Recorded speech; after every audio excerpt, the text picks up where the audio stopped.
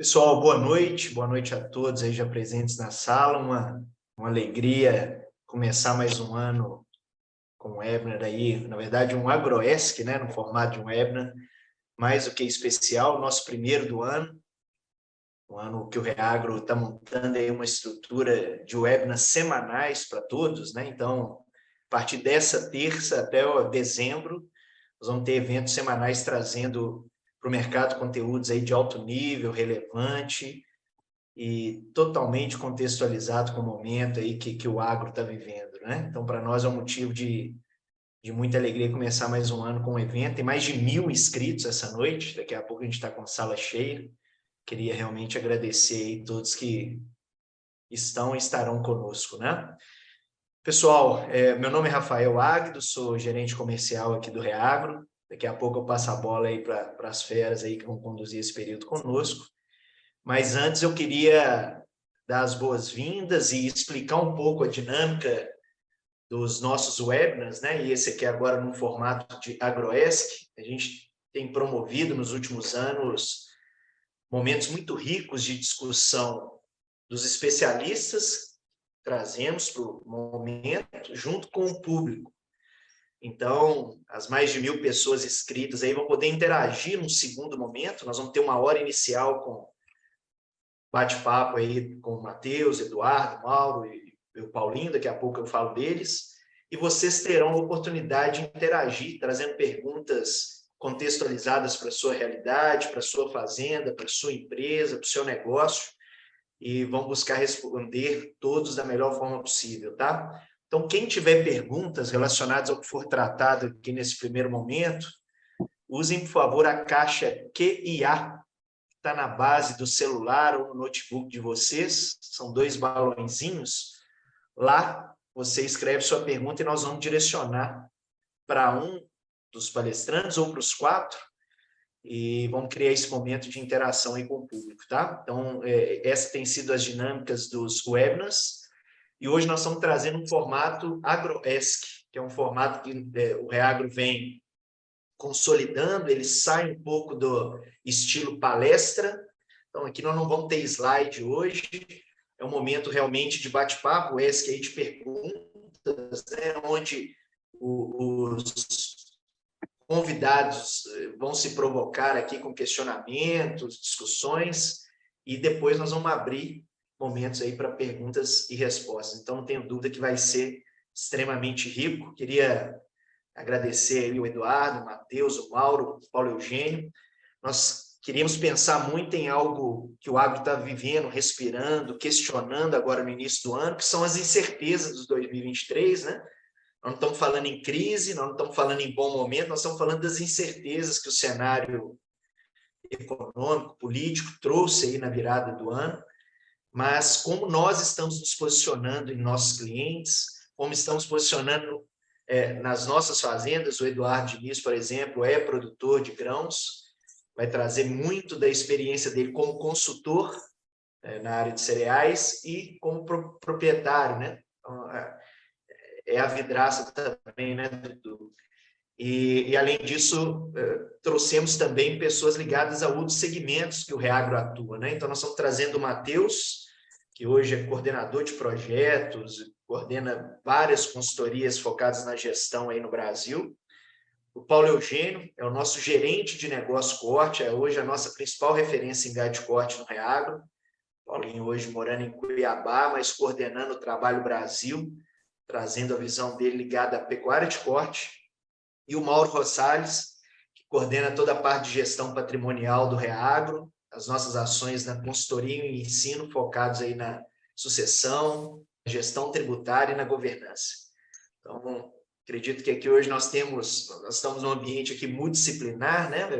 Pessoas que conseguem aí tramitar em diversos segmentos do agro e com certeza vão trazer uma discussão muito rica para vocês, tá? De como realmente estamos nos posicionando os nossos clientes um ano aí de incertezas, né? Como que a gestão pode nos ajudar nesses momentos. Então, queria agradecer mais uma vez aos mais de 1.000 inscritos, aos 4 convidados, e rapidamente, antes de passar a palavra para o Mauro, apresentar o Reagro, e agora com uma nova cara, né, um novo conceito. A gente nos conhece ou da consultoria ou do ensino, mas o Reagro cada vez mais trazendo, querendo mostrar para o mercado a sua essência, que é uma empresa com referência em educação para o agronegócio, e educação através de todos os pilares, né, de todas as empresas que compõem o grupo, através do ensino, através da consultoria em fazendas de leite, corte, café, cereais, através do nosso laboratório, através da empresa de pesquisa, que é o Reagro Pesquisa, mas sempre pautado nesses 4 pilares aí do slide, né? Foco no resultado do cliente, a gente quer preservar muito essa entrega e fazemos isso sempre valorizando ciência, com um compromisso com a aplicabilidade, a gente leva isso muito forte para a sala de aula, né? Do que nós estamos passando para os nossos alunos, seja algo que realmente ele consiga implantar no seu dia a dia, e com a cultura de dados para tomada de decisão.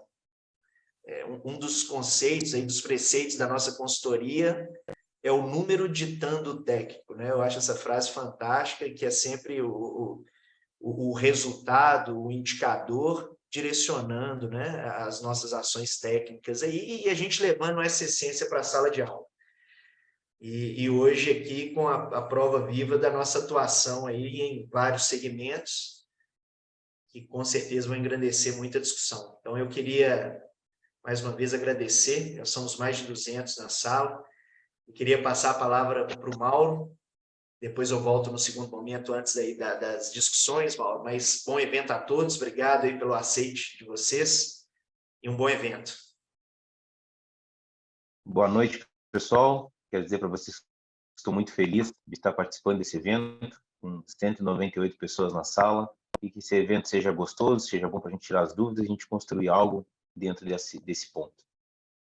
De uma forma bem objetiva, eu queria começar com o Eduardo, para a gente fazer um contexto, Eduardo. Passamos por um desafio político, né? Acredito que nunca visto na história, e que o agronegócio não se sentiu representado por esse novo governante que está no local, no lugar. E diante disso, como tu e a tua família estão vendo essas incertezas porteira para dentro? Queria que passar a palavra e que tu fosse conduzindo aí. Muito bom. Boa noite a todos, pessoal. É um prazer estar aqui com vocês. Boa noite, Matheus, Paulinho, Rafael e Mauro. É muito bom poder conversar com amigos, né? Então, acho que temos tudo para fazer uma noite bacana aí. Mauro, eu tenho pensado muito sobre isso, sabe? A gente tem conversado bastante sobre isso. E quando eu vejo o tema desse nosso debate hoje, né, a gente fala assim, como usar a gestão no momento de incerteza, né?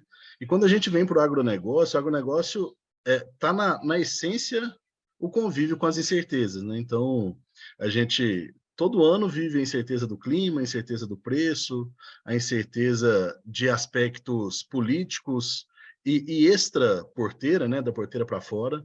Então, quem imaginava que 2 anos atrás a gente fosse viver uma crise do Covid e que aumentasse vários dos itens principais de custos das nossas atividades em mais de 100%. A gente pega, por exemplo, a gente teve adubo que subiu mais de 100%, o preço do aço que subiu mais de 100%, máquina que a gente comprou num ano por 1.200.000, um ano depois valia 3 e não tinha para entregar, né? Então, foi uma coisa muito doida que aconteceu nos últimos 2 anos. Aí, na hora que o Covid deu uma maneirada, veio a guerra, né? Rússia e Ucrânia, que também trouxe novos desafios, novos problemas, e aí depois a eleição. Então, eu fico pensando muito que, embora eu tenha a minha opinião política, a minha posição, né? Eu acho que não é o caso de debater, acho que o nosso caso é respeitar as posições diversas, mas eu fico pensando que a vida não pode parar, né? Eu acho que a gente precisa separar a persona social da persona trabalho, executivo, gestão de negócio. Eu cuidando do futuro dos meus filhos, dos netos, eu acho que sim, acho que a gente tem um pensamento aí de curto, médio, longo prazo muito importante, mas em paralelo a isso, o nosso negócio precisa ser cuidado e precisa ser trabalhado, né? Então, é claro que para a grande maioria do agronegócio, o resultado das eleições não foi o melhor.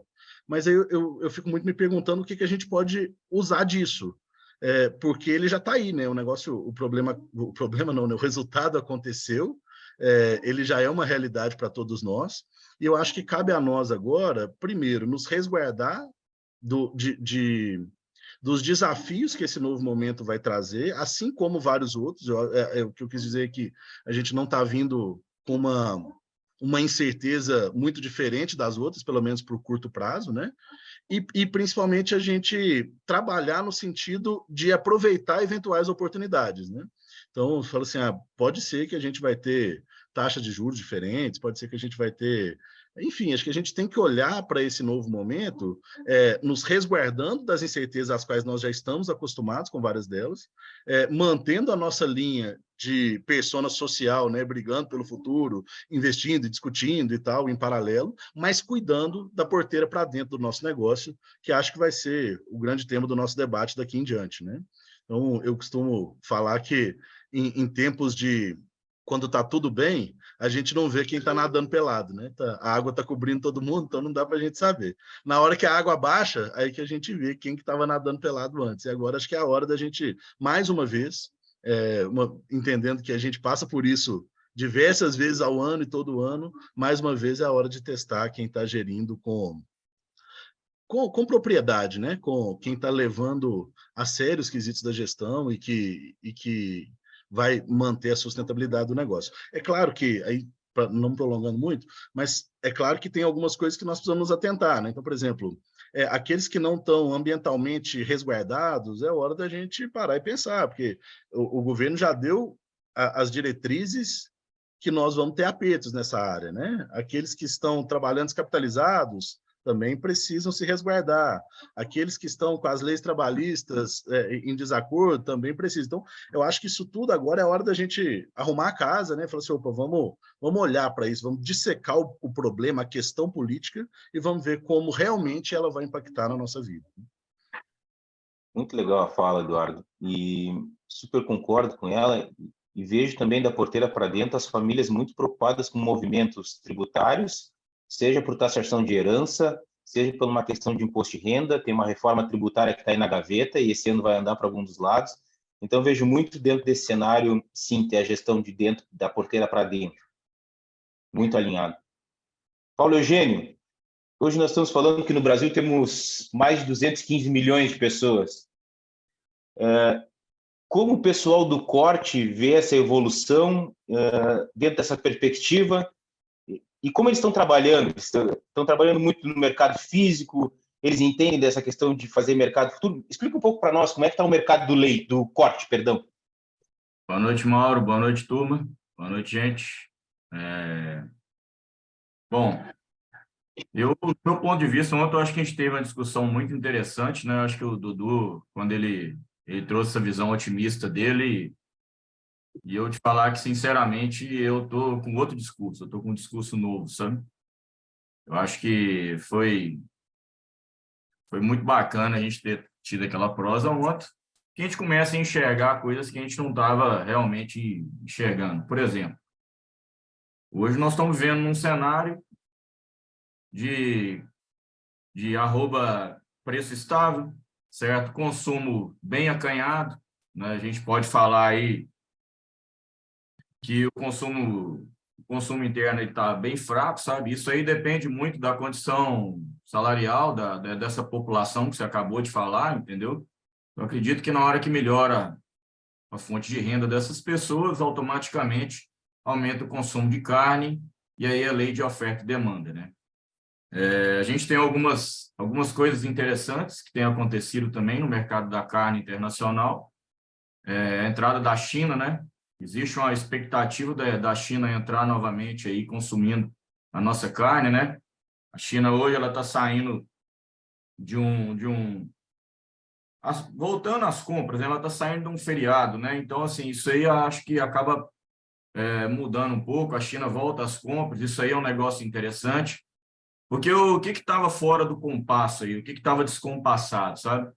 O ano passado, a gente foi...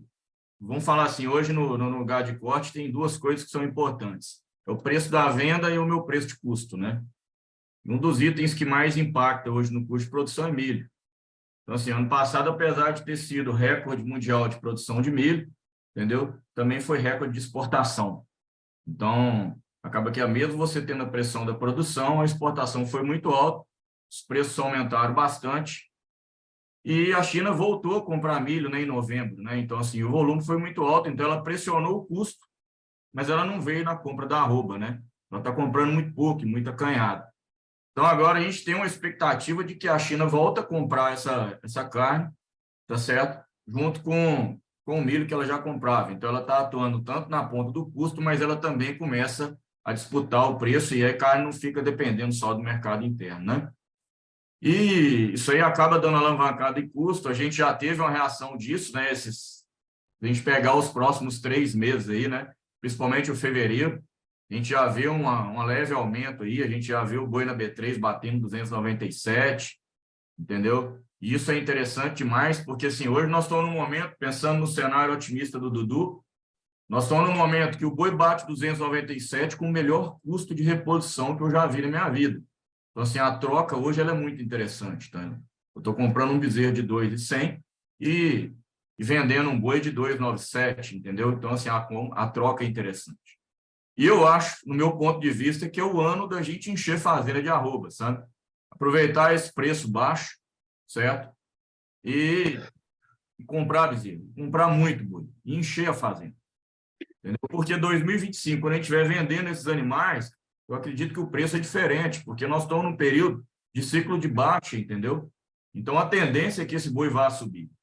Engraçado que eu vi um comentário essa semana, o cara dizendo o seguinte, assim, que o boi que nós estamos vendendo em 2023, na verdade, 2022, foi o boi que eu comprei em 2020, entendeu? Eu tive a oportunidade de travar, eu não travei porque eu queria arrobas muito mais caras e acabei sendo cortaram minhas pernas. Então, assim, eu não tive a oportunidade de fazer um bom negócio e agora eu estou reclamando, entendeu? Porque esse giro meu, ele me deu prejuízo, mas eu estou partindo para um segundo giro agora que talvez, se eu não aproveitar essa oportunidade, 2025 vai ser o ano que eu vou reclamar porque eu não comprei boi em 2023, entendeu?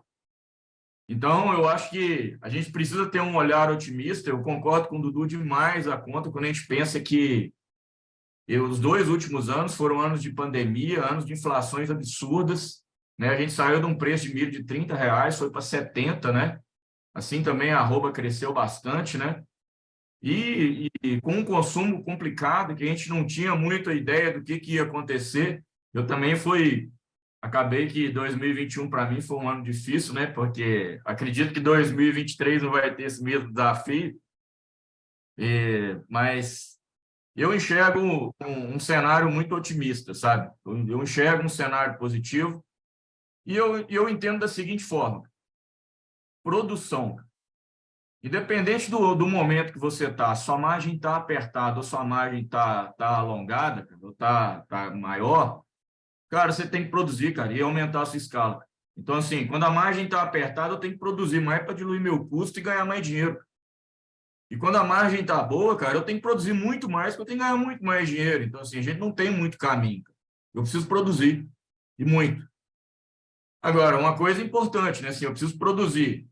Não aquela produção a qualquer custo, porque é um momento que a gente tem que estar com uma certa segurança, né? Então, assim, o que eu chamo de segurança?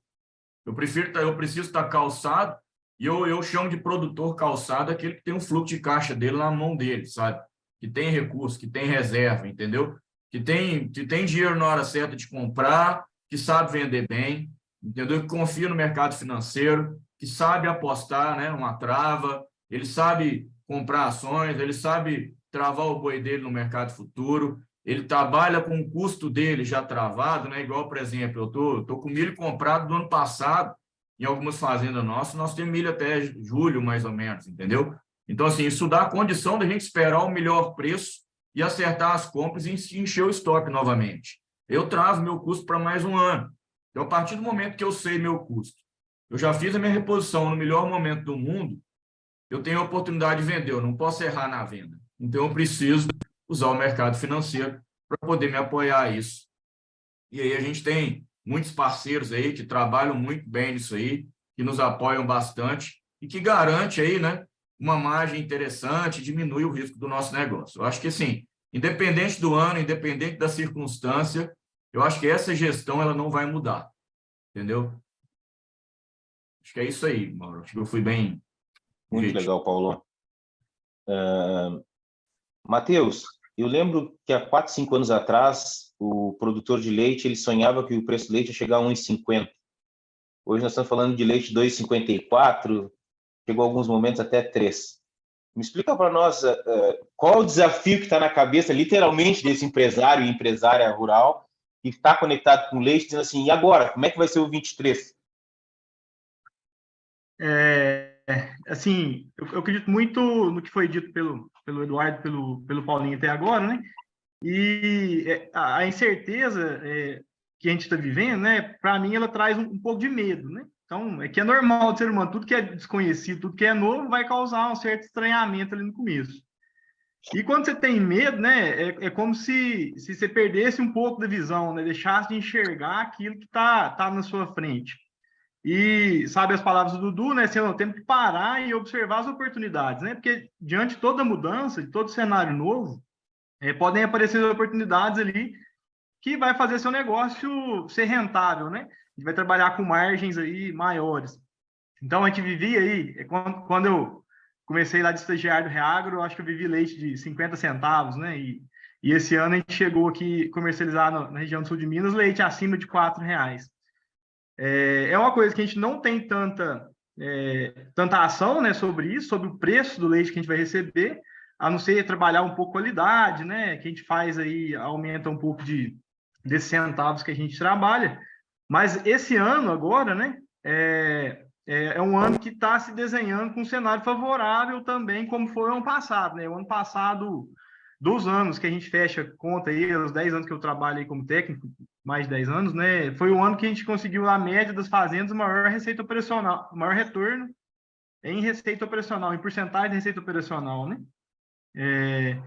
Porque nós temos um cenário de seca no sul, né? Você está em Santa Catarina, no segundo ano seguido, então produção de volumoso comprometida, lotação de animais por fazenda também, né? Então, com certeza vai ter uma diminuição de oferta de leite da região. Temos cenário aqui no Sudeste de excesso de chuva, de problema de colheita, né?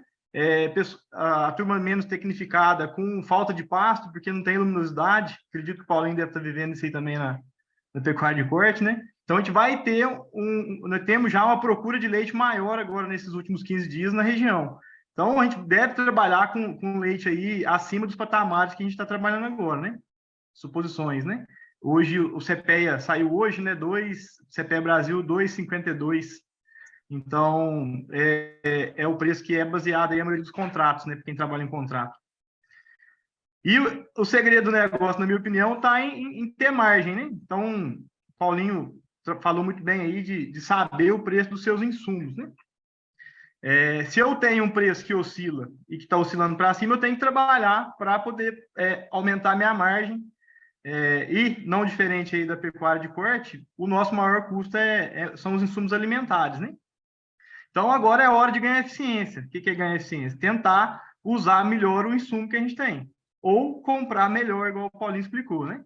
Na pecuária de leite, a gente tem uma característica que, fazendo silagem, né? A maioria das fazendas tem feito grão úmido, que é um diferencial importante, porque é dinheiro entrando na veia, né, Paulinho? Aumentar a digestibilidade do produto, a gente consegue armazenar na fazenda, saindo desses custos, consegue comprar numa hora mais barata, caso você não produzir, né? Então, tentar trabalhar a eficiência alimentar, né, é importante nesse momento para realmente aumentar essas margens aí. Então, acredito que muitas pessoas que têm o mau uso do recurso, aí a gente vai em muitos lugares que a gente está falando de silagem agora de R$12 mil por hectare, né, para poder fazer e ensilar. Muita pessoa que maneja mal o silo ainda, né? Então, cara que não preocupa com retirada, não preocupa com compactação, às vezes tem um silo lá em local inadequado, onde tem muita umidade, né? Então, o cara está pegando um dinheirão, fazendo comida e gerenciando isso de forma errada, né? Então, é hora de pular lá para dentro, ver armazenamento, medir, né? Saber o que você está usando. Vejo muitas propriedades ainda que compram lá insumos para fazer o concentrado dentro da própria propriedade, né? Que não tem controle de estoque. Então, você tem um negócio lá que custa hoje, vaca e recria, em torno de 1,60 por litro de leite, né? A gente está falando de preço de leite 2,50, está falando de gastar 1,60 com esse insumo. E pessoas que não controlam isso de forma adequada, né? Então, a gente vai, no finalzinho aí, a gente tem uns 2 gráficos para mostrar, onde que no mesmo cenário macroeconômico aí dos últimos 10 anos, tem gente que ganha dinheiro, tem gente que perde. Então, qual que é a diferença desses caras que estão vivendo o mesmo preço de insumo, que estão vivendo o mesmo preço de comercialização do seu produto, né? Mas que um ganha dinheiro, outro não ganha. Então, a chave é a gestão, né? É administrar bem aquilo que você tem lá nas suas mãos. Todos os recursos. Recursos humanos, recursos alimentares, recursos animal, recursos de terra, né? Então, use bem aquilo que você já tem, né? Para poder ter o máximo retorno em cima disso. Um ponto que o Eduardo falou também, que eu acredito que é muito importante, e as fazendas de leite já estão há um tempo preocupadas com isso, com a geração, com o uso adequado do terceiro produto nosso, né? Vamos falar que o primeiro é leite, o segundo é venda de animais, o terceiro, mas não menos importante, que é o manuseio do esterco, né? Então, com o advento aí dos compostos, né, do pessoal confinando mais animais, nós temos conseguido manejar muito esse produto nosso lá, né? Muitas fazendas já incrementando, fazendo processos diferentes para poder enriquecer esse material, né? Fugindo um pouco de preço de insumo, né? Então, guerra na Rússia, o que foi o principal impacto nosso? Jogou o preço do adubo lá em cima. E Se do eu milho. consigo... Oi? E do milho. E do milho. Se eu consigo trabalhar bem o meu produto esterco para poder diminuir a necessidade tanto de adubo, fazer lá uma fertilidade de solo adequada para a planta ter mais umidade no solo e sofrer menos com o veranico, né? Eu vou conseguir sair de um insumo caro, que é o adubo, vou diminuir um pouco o uso dele, né? Não vou parar de usar, mas vou diminuir. E vou conseguir fazer um produto mais barato, porque eu vou ter mais produtividade, né, Paulinho? Vou usar milho lá, vou produzir uma produtividade maior e vou conseguir ter um produto mais barato, aumentando minha margem. Então, muitas propriedades têm focado nisso para poder diminuir custo. E utilizar também a própria geração de biogás desse produto para poder fazer energia elétrica, que é outro importante custo aí das propriedades leiteiras, né? Propriedades que não usam, que não têm geração de energia extra, né? Estão com 12, 13 centavos por litro de leite gasto com energia. Então, pessoas que têm trabalhado isso têm tirado esse custo, aumentado sua margem, né? Então, fazendo com que as propriedades sejam mais competitivas aí nesse cenário de incerteza que a gente vive, né? Paulinho, como é que é o reflexo disso dentro do corte? Cara, eu estava assim, ansioso para falar aqui depois da fala do Matheus, que eu acho que o Matheus tem temas muito interessantes, sabe? Acho que você adivinhou, viu, Mauro? Eu acho que, assim, no meu ponto de vista, integração, integralização, ela é um caminho sem volta, sabe? Então, assim, é você produzir seu próprio insumo. Eu vejo que hoje aqui no Mato Grosso, cara, a gente tem uma pressão dentro da pecuária de corte muito forte exercida pelas lavouras, né? Então, assim, a lavoura hoje ela tem uma margem muito interessante e ela começa a pressionar o corte, obrigar a gente a tomar algumas decisões para poder ser competitivo, sabe? O que a gente tem visto hoje, cara, é quando a gente traz a lavoura para dentro do negócio, a gente começa a trabalhar com integração, né? A gente começa a tirar soja, coloca o capim, entra com a boiada, você consegue trabalhar com a taxa de lotação aí de 3 cabeças por hectare, entendeu? Produzindo em torno de 18 arrobas nesse período. Mais ou menos aí um período curto, né? Mas a gente consegue produzir um volume interessante de arroba, assim. E nessas mesmas áreas, a gente tem trabalhado muito também com as lavouras do cedo, entrado com o milho, porque assim, você tira a boiada das áreas, você tem que colocar em algum lugar, até colocar esses animais no pasto, e aí a gente entra com sequestro, pode entrar com confinamento, e aí o milho vai muito bem, obrigado, né? Então, assim, claro que é uma atitude que o cara, quando é pecuarista, ele toma para poder ir para a agricultura, ele tem que ter muita consciência, né, do que ele está fazendo, porque é uma atividade que precisa ter disciplina, né, nas aplicações, nos controles, nos processos. Assim, só pegando esse gancho da agricultura, né, a gente falando um pouquinho sobre o cenário, a gente começa a enxergar o quê, cara? Cara, nós estamos indo para uma safra, nós estamos colhendo uma safra 22, 23, com um custo, né, não sei como é que está os custos do Dudu, com um custo de 35 sacos por hectare, né, de insumo aí, de produto. E nós estamos agora partindo para um 23, 24, que já está sendo negociado agora com custo de 30. Então, assim, nós baixamos em torno de 5 sacas por hectare no custo. Então, assim, existe oportunidade. Entendeu? A margem está aí. Agora, assim, a gente tem que saber vender na hora certa. A mesma coisa é o boi, entendeu? Então, eu estou vindo de um custo de milho, que esse ano não vai mudar o preço de milho. Nós vamos trabalhar com os mesmos preços de milho que aconteceu ano passado. Ah, mas vai aumentar a produção de milho esse ano. Não vai fazer diferença, porque vai exportar muito mais. Entendeu? Então, assim, eu vejo que preço de milho é estabilização, entendeu? Agora a gente tem que, uma coisa que o Matheus falou, eu preciso produzir bem, eu preciso comprar insumo bem, eu preciso comprar reposição bem, e eu preciso, na outra ponta, vender bem. Então, assim, não tem como eu sair dessa gestão do vender bem, produzir bem e comprar bem, sabe? E eu vejo que na hora que você fala o quesito produzir bem, a integralização, cara, ela entra reduzindo os custos e trazendo faturamento para o seu negócio. É uma soja que eu não plantava, que agora eu passo a plantar no meu negócio e começa a trazer um faturamento para a minha propriedade, entendeu? É um milho que eu não produzia, que eu tinha que ir no mercado, que agora eu estou produzindo. Por mais que eu coloque margem naquele milho ali, eu coloque preço de custo para poder fazer, né, as comparações ali, o que o corte está produzindo, o que o milho está dando ali, para poder ver se está viabilizando, né? Eu não tenho frete, cara, porque eu estou colhendo dentro do meu negócio, eu estou colhendo aqui, colocando aqui, entendeu? Eu não tenho que pagar igual a gente paga alguns impostos estaduais aqui, que é o FETAB, entendeu? Fundo Rural, eu não vendo esse produto. Então, eu também estou economizando de pagar esse produto. É a margem do atravessador, é a margem do produtor, que eu já não estou pagando, tá certo? Então, acho que a integralização ela é um caminho sem volta. O que o Matheus falou aí de estar usando o dejeto, a gente tem trabalhado também com dejeto de confinamento, trabalhado com compostagem, entendeu?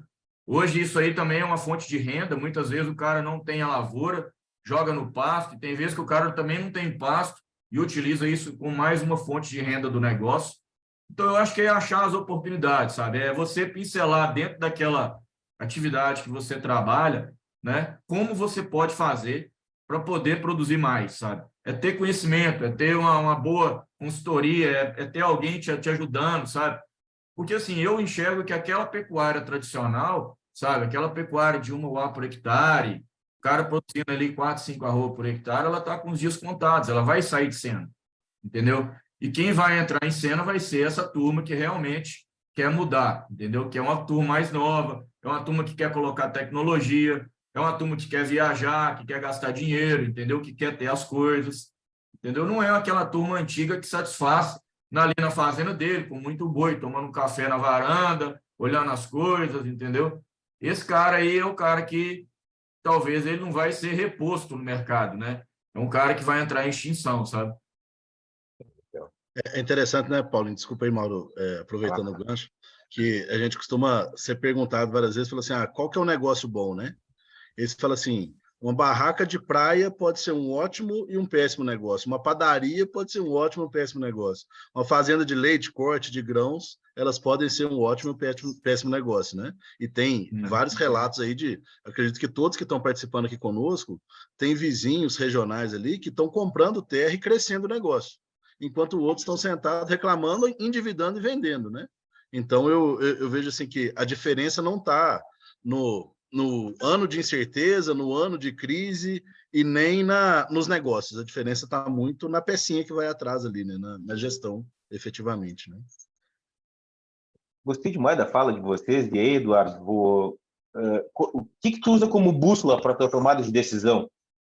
A gente vive um desafio muito com os empresários rurais, que eu costumo dizer que é para acertar no olho da minhoca, não pode acertar a minhoca, tem que acertar no olho. E aí 165 é um preço bom de soja, mas pode chegar aos 170, quem sabe volta a 180. Como é que é tomar essas decisões no dia a dia? Quais são as ferramentas que tu usa, que tu consegue sentar e elas são próprias para tomar de gestão, assim, para tomada de decisão? Legal, muito legal. Isso é a pergunta de $1 milhão, né? Que quem souber a hora certa de vender pode parar de produzir, só vender soja, vender milho, enfim, que é aquela que todo mundo queria saber, né? E aí eu não sou especialista no assunto, né? Eu vou compartilhar um modelo que nós traçamos para o nosso negócio que a gente tem ficado muito satisfeito. Nas últimas 2 safras, especificamente, quem deixou para vender no pós-safra vendeu melhor do que quem fez trava. Então, é muito doido. Você fala assim, então o negócio é vender no pós? Não, historicamente não, né? Mas, como eu disse, ninguém sabe qual é o olho do mosquito. O que a gente tem feito aqui? A gente tem traçado o nosso custo e vamos falar que o nosso custo vamos chutar aqui, 70% da safra. Então, se eu vou colher 100 mil sacos de milho, também com título de exemplo, é muito menos, né? Mas nós vamos vender 70 mil antecipadamente. E aí nós estamos pegando, historicamente, os meses em que milho tem os melhores preços. Então, a gente está pegando de agosto a março e fazendo as vendas divididas dentro desses meses. Então, eu vou pegar 8 meses do ano e vou fazer 70 mil sacos dividido por 8 meses. E aí nós colocamos uma meta de realizar esses 70 mil dividido por 8 em cada mês. Então, dentro do mês, a gente faz a especulação ali do melhor momento.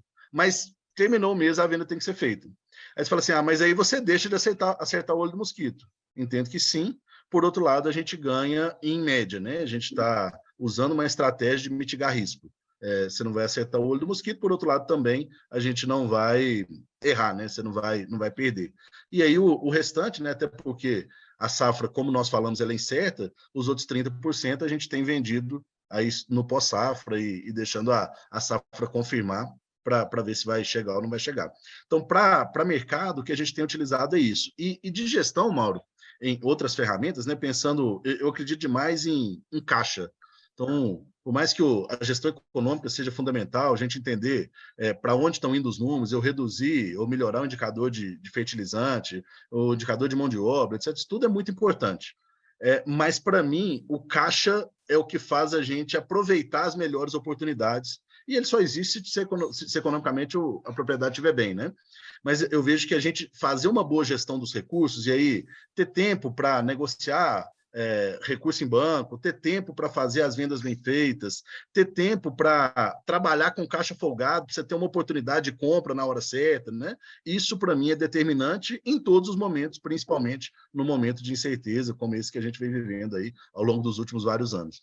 Então, eu entendo que caixa, para mim, é determinante para que a gente consiga aproveitar melhor as oportunidades. E para os outros, tem uma coisa que eu vivo intensamente, que a gente aprendeu a viver aqui, que é foco, sabe?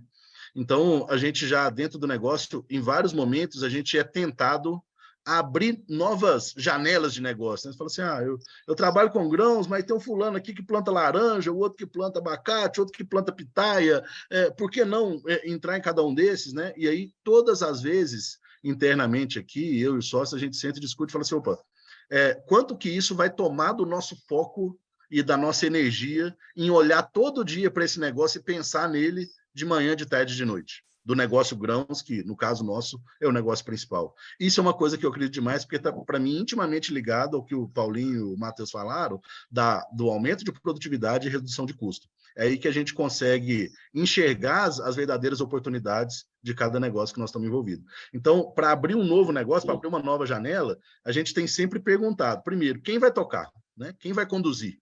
Existe alguém pronto para isso? Se existe, essa pessoa ela vai ter tempo integral, ela vai ter foco lá dentro ou não? E aí, quando eu falo assim, é possível terceirizar o papel de gerente, claro, né? Gerente tem vários muito bons no mercado, gestores têm vários muito bons negócios no mercado. Agora, donos são raros. Né? Então, o proprietário, e aí a gente entende muito que a estratégia, a visão de futuro, a estratégia do negócio, na minha visão, está na cabeça, muitas vezes, do dono, que, inclusive, tem que ter habilidade para ouvir os outros participantes do negócio, para catalisar isso no sentido do melhor objetivo. Né? Mas eu vejo que é preciso ter foco, é preciso a gente estar dentro, e aí a gente aproveita melhor essas oportunidades todas. Só aproveitando a fala do Eduardo, da questão do caixa, né? tem muita propriedade que quebra dando lucro. Se o cara tem uma atividade eficiente, ele vende o produto dele no preço bom, tem uma margem considerável, gerencia bem o custo, mas o que ele faz com o dinheiro após a última linha lá, depois do EBITDA, que é o problema, né? O cara pega dinheiro de forma errada, faz investimentos em outras áreas que vai tomar dinheiro lá da propriedade, né? Então, por ele não saber qual que é a capacidade de geração de dinheiro que ele tem, ele é comprometido. Então, ele vai se endividar, vai ter um parceiro lá, né? Provavelmente um banco na última linha lá, que ele vai ter, que vai comer todo o lucro que ele teve ali na atividade, né? Então, por isso que o caixa é muito importante, né? Que você pode ter uma produção altamente eficiente e pode quebrar pelo mau uso que você tem ali depois do lucro operacional que você tem. Eu queria compartilhar uma coisa, Matheus, eu acho que é muito na linha do que você está falando.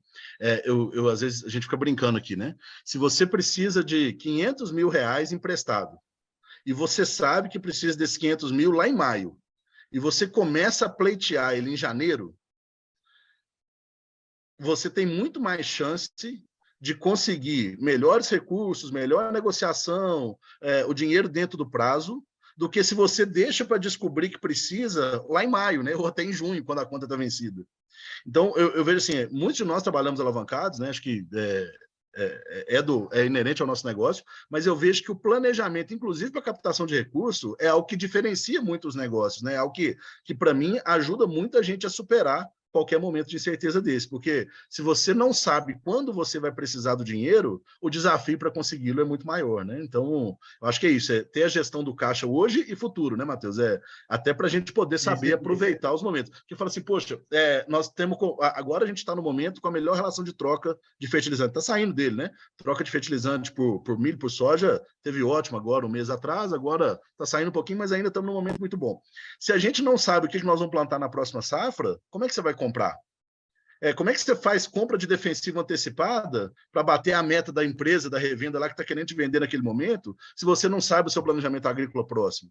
Então, eu acho que tem hora que a gente tem que parar hoje. É claro que o rodão da vida aí vai engolindo, né? Você tem problema para resolver toda hora, mas deixar de resolver questões urgentes e parar para pensar um pouco mais com antecedência, para a gente poder prever, sim, os insumos, os gastos, o caixa que nós vamos ter lá na frente, para a gente trabalhar com mais antecipação, e antecipação, na nossa opinião, gera economia e gera bons resultados, né? Legal, Dudu. Paulinho, Matheus, os indicadores geotécnicos e a questão de gerenciamento de dinheiro, como é que vocês lidam na fazenda que vocês rodam hoje? Vai lá, Matheus. Vou deixar os mais velhos responder. Não posso fazer isso com o meu tutor, não?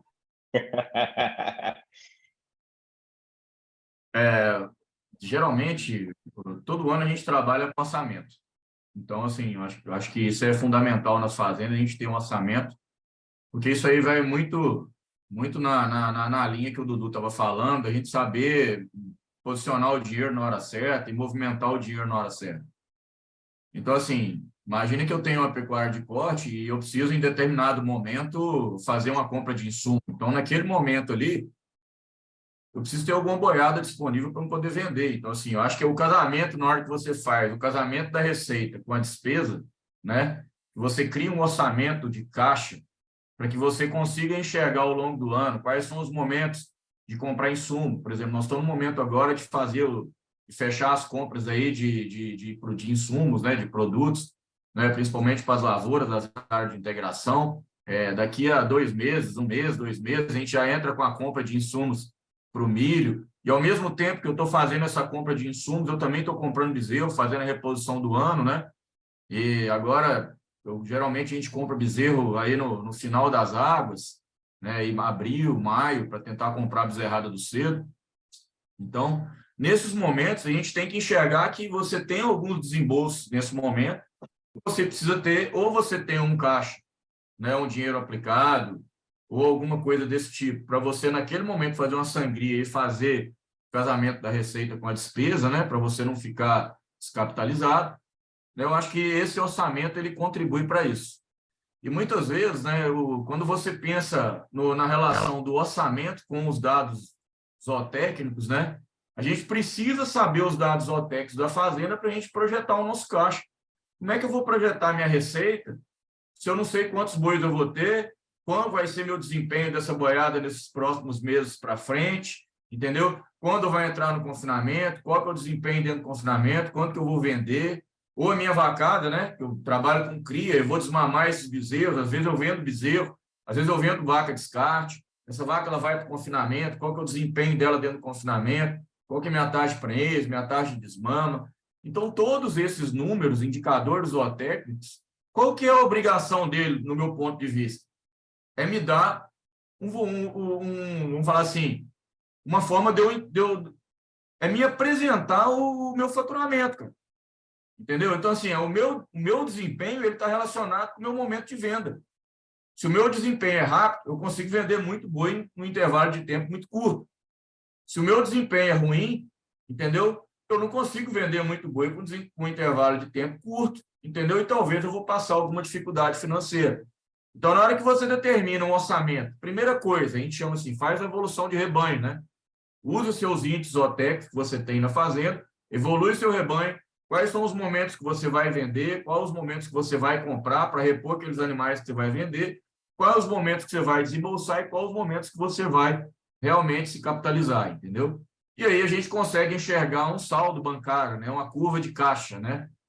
E aí, nesses momentos, dependendo, você tem um momento lá que você precisa, não dá, eu preciso de buscar um recurso. E aí você tem tempo, né? Imagina que eu vou buscar esse recurso em junho, igual o Dudu falou. A gente fala o seguinte, né? A gente precisa, primeira coisa, ter medo de ir no banco. Eu acho que assim, quando você está apertado, você tem que ir com medo mesmo.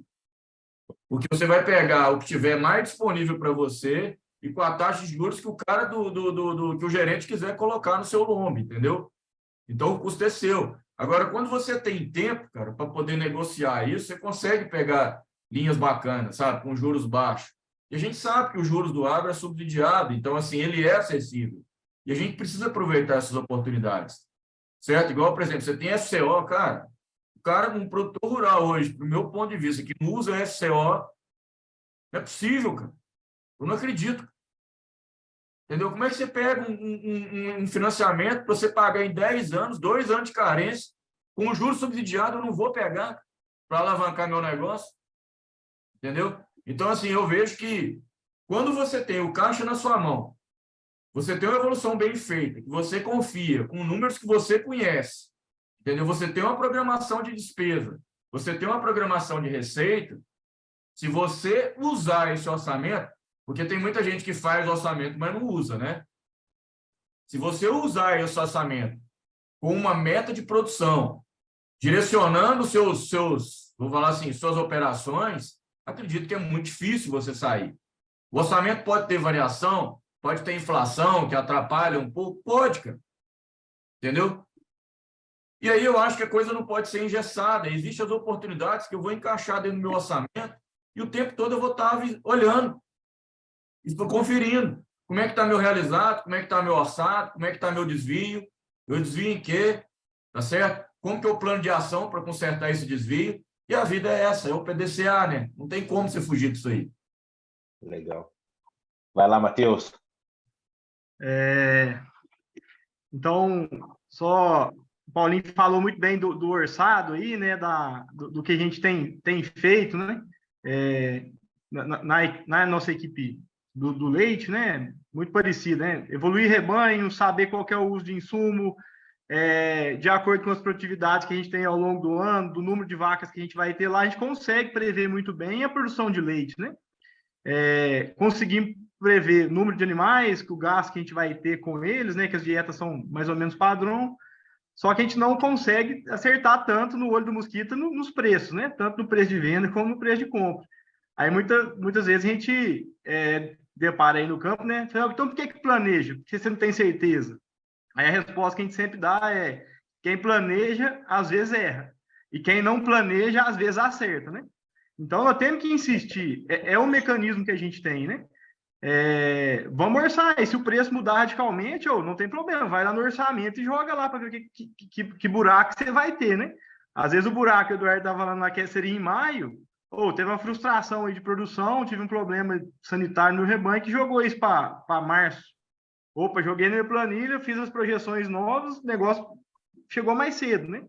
Então, tem como a gente antecipar e fazer muita coisa quando a gente faz o planejamento e tem nas mãos aquilo que vai acontecer durante um ano aí. E no meu caso, né, no caso do Paulinho e do Dudu também, mas acredito que os indicadores que a gente mede aí, foi o tema da sua pergunta, né, zootécnico, dentro da propriedade, ele é altamente relacionado com o lucro, né? Então, pensando aí na turma que está fazendo instalação, né, ou melhorando a ambiência das instalações que elas têm, eles estão fazendo o quê? Convertendo mais leite, mais comida em leite. Porque o animal está deixando de ter estresse calórico, está mais bem condicionado, anda menos para poder ir na ordenha, né? Tem caminhos melhores aí. Então, o que acontece? O animal vai gastar menos energia com coisas que não são produzir leite. Quando sobra energia, o animal vai dar mais leite. Então, sempre que a média aumenta, eu consigo, com o mesmo animal, com o mesmo pedaço de terra, com a mesma produção de volumoso, gerar mais dinheiro, gerar mais caixa, consequentemente, vai aumentar minha margem, né?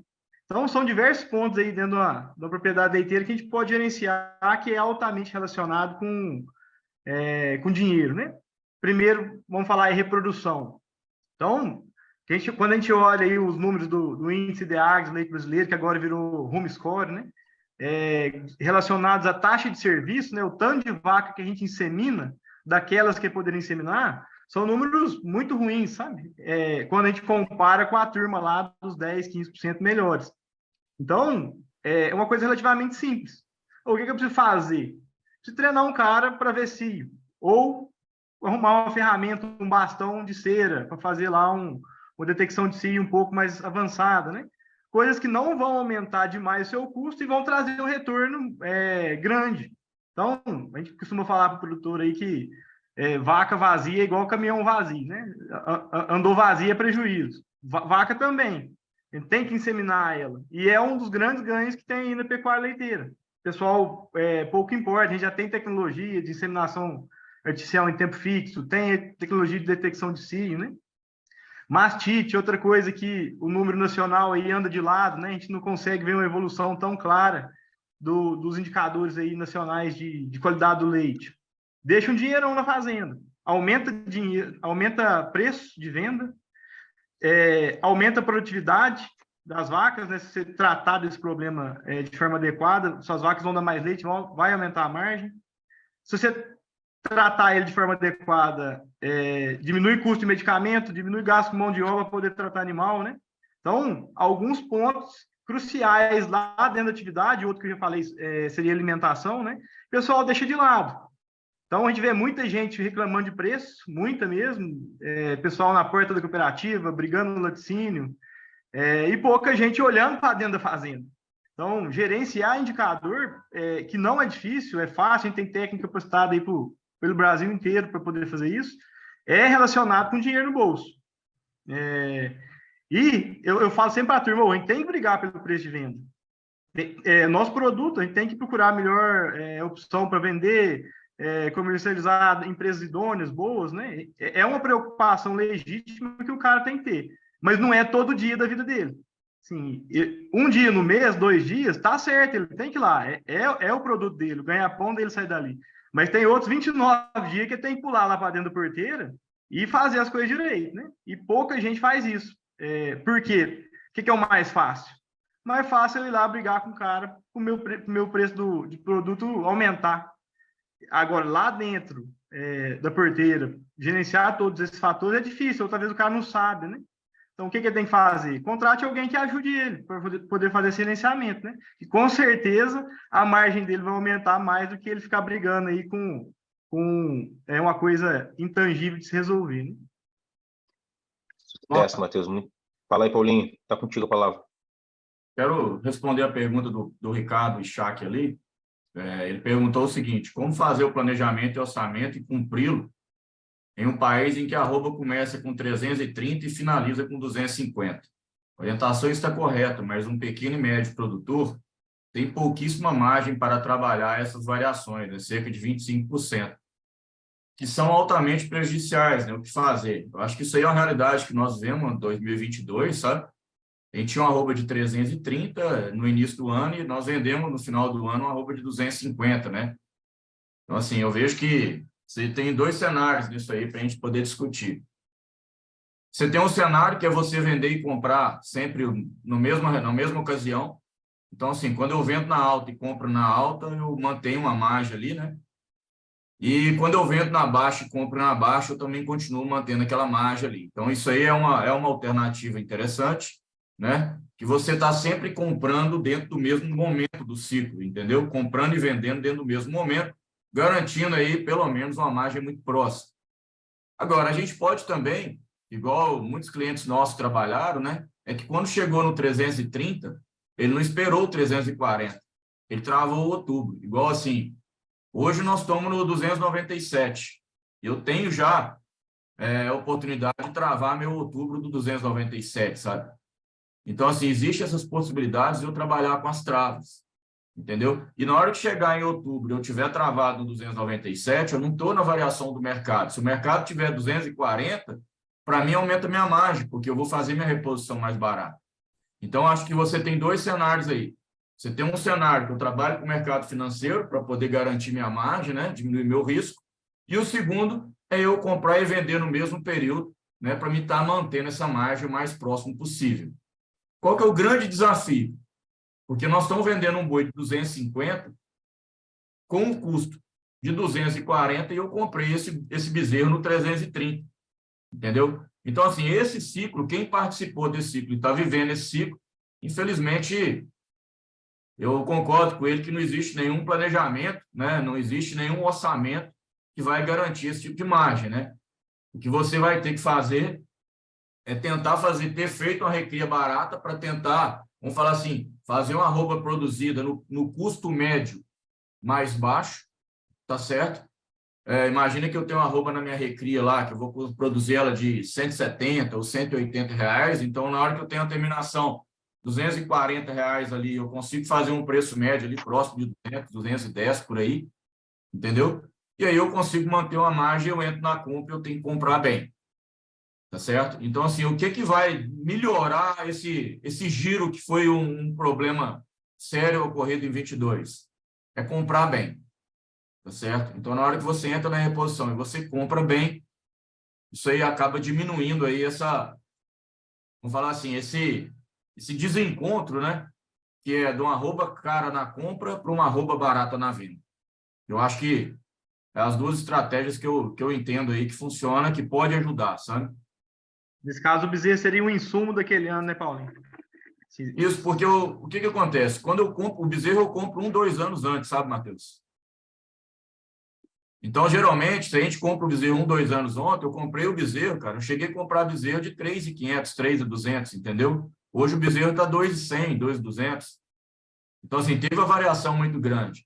Agora, assim, a arroba, eu tinha uma arroba lá de 330, hoje eu tenho uma arroba de 240, tá certo?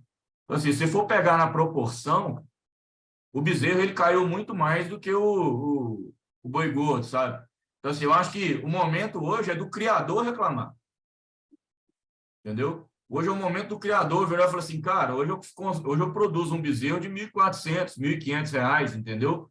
O bezerro desmamado, esse é meu custo. O cara está vendendo bezerro de 1.200, R$ 1.000 e bezerro de 2.000, entendeu? Então, assim, o valor de venda está muito próximo do valor de custo.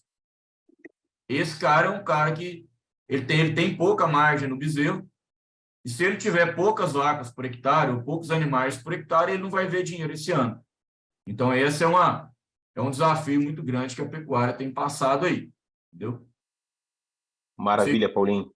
Se eu pude responder sua pergunta, tá? Obrigado pela pergunta. São 19h59 agora, cumprindo aqui as 20 horas. Eu quero fazer uma coisa, nós ir para as perguntas e a gente vai fazendo bate-bola e respondendo as perguntas agora.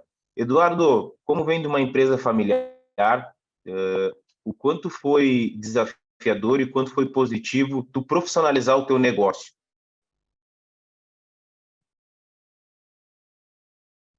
Essa é uma pergunta profunda, né? Porque a gente está sempre tentando profissionalizar, né? É difícil a gente ter a nota corte ali, né? Falar, mudei né? Passei para profissionalizar ou não. Vou tentar construir de uma forma aqui que eu consiga entender também, que fique claro para vocês. Mas eu acho que, muitas vezes, Mauro, a gente mistifica o que é profissionalizar e mistifica o que é gestão. E muitas vezes a gente fala, não, eu preciso de algo muito mirabolante, né, de um sistema, planilhas, etc. E muitas vezes a profissionalização e a gestão, ela vem de ações muito simples, né? Ela vem de ter o cuidado de olhar para aquilo que a gente entende, conhece e julga necessário controlar naquele momento, né? Então, a gente vem passando por um processo, né, que iniciou, e aí foi um trabalho muito legal realizado, com a definição muito clara dentro da família, né, de quem faz o quê e de como é que é a organização tributária e empresarial do negócio, né? Então, vamos falar, depois que nós criamos a holding familiar, as coisas vão acontecendo de uma forma que naturalmente os envolvidos, os pais e os filhos, vão começando a ter cada vez mais a maturidade, a necessidade de dar um próximo passo. Então, acho que iniciar com esse processo de criação de uma empresa, de planejamento tributário, da gente começar a enxergar como é que nós temos que, sabe, deixar de ser informais na prestação de contas, e passar a controlar tudo de uma forma muito metódica. Isso foi um primeiro grande passo. Passando disso, a gente criou e discutiu muito o plano sucessório e de gestão da fazenda. Então, falou assim, quando que os filhos entrariam e como é que eles entrariam dentro do negócio, né? Então, isso, por mais que fala assim, isso é só uma definição, mas não, né? Junto com ela vem uma série de outras, e que, no nosso caso aqui, deixou essas tomadas de decisão, deixaram meus pais muito mais tranquilos, para que eles fossem nos ajudando e, ao mesmo tempo, nos dando rédea, né? Nos permitindo desenvolver aquilo que a gente gostaria dentro do negócio. E aí, a partir do momento que essa relação estava estabelecida, e é claro que ela é conturbada sempre, né? Nunca ela é serena 100%, mas quando a relação está definida e ela está estabelecida, é muito mais fácil a gente ir desviando dos percalços, né? A gente consegue manter o foco e a energia muito mais no objetivo maior. Depois disso, Mauro, a gente passou por um processo, a gente vem passando por um processo de profissionalização da parte de gestão de recursos humanos. A gente montou um projeto mesmo de plano de carga, salário, de remuneração variável para a equipe, de valorização de boas pessoas, né? Então, a gente criou um processo mesmo. Hoje, graças a Deus, cara, a gente tem vivido um momento que a gente está podendo escolher gente para trabalhar na fazenda, e podendo fazer processos seletivos mesmo, com 4, 5, 6 candidatos. Eu acho que já em decorrência desse investimento mesmo né, na parte de gestão de pessoas, de fomento de um bom local para se trabalhar. Em paralelo a isso, a gente vem desenvolvendo, né, a parte de gestão econômico-financeira. Aí acho que o Matheus e o Paulinho falaram muito bem, né, do planejamento orçamentário, da gestão econômica, etc. E junto com isso, aí para mim, talvez o coração central de cada negócio, o foco incansável em produtividade.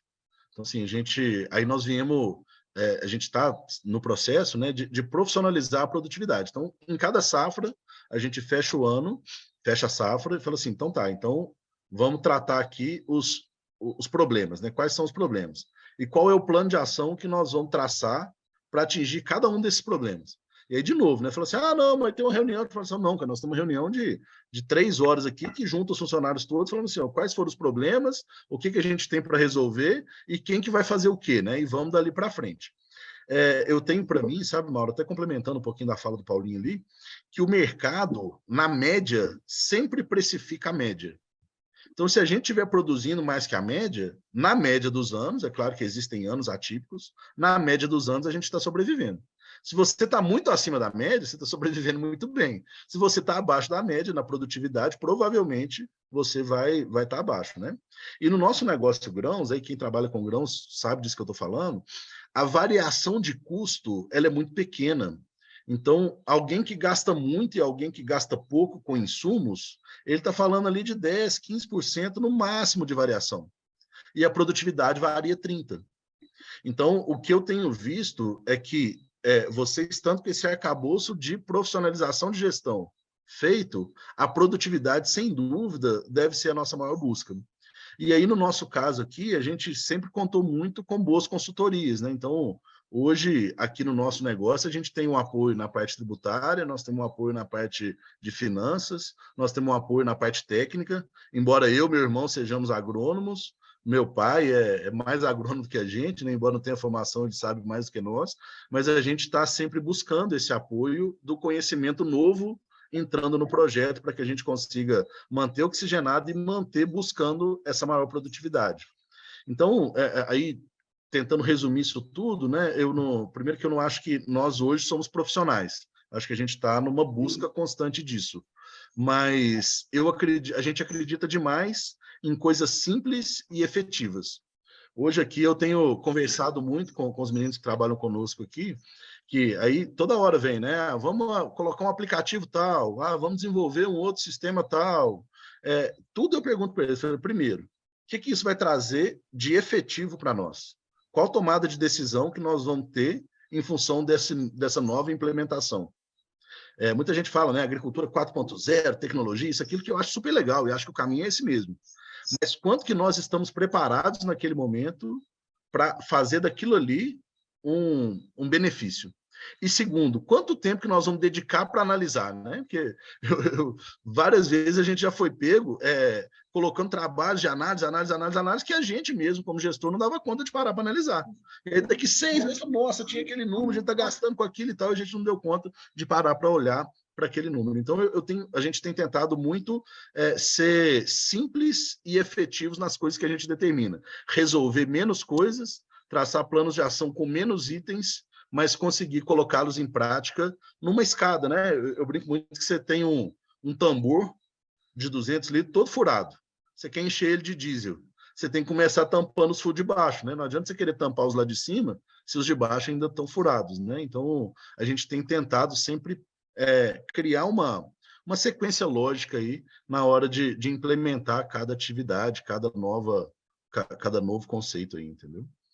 E sempre, Maravilha. sabe? Muito focado em pessoas, sabe? Acho que isso é uma coisa que a gente acredita demais. Bom, Eduardo, então vamos começar a responder as perguntas. Bárbara, quer largar a enquete, fica muito à vontade.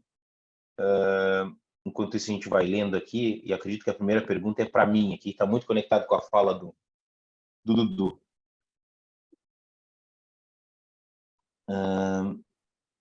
Paulo, acredito que depois ele corrige embaixo, seu Alberto. Tenho visto falar que a pecuária, leite e corte só é viável na informalidade, diante dos altos custos tributários e de encargos. Qual a tua opinião sobre isso? Muito legal, boa pergunta.